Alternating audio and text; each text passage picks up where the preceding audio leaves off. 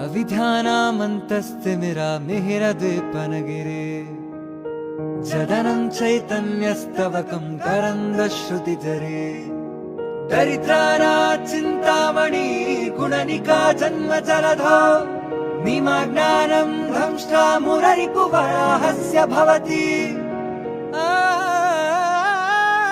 आत्मा रामानन्दरमण अच्युत केशव हरिनारायण आत्मा रामानन्दरमण अच्युत केशव हरिनारायण आत्मा रामानन्दरमण